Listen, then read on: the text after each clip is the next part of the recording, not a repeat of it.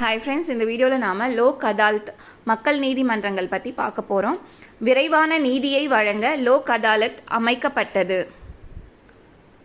விரைவான நீதியை வழங்க லோக் அதாலத் அமைக்கப்பட்டது. இது மக்கள் முன்னிலையில் மக்கள் பேசும் மொழியிலேயே பிரச்சனையை விசாரித்து தீர்வு காண்கிறது. இது மக்கள் முன்னிலையில் மக்கள் பேசும் மொழியிலேயே பிரச்சனையை விசாரித்து தீர்வு காண்கிறது.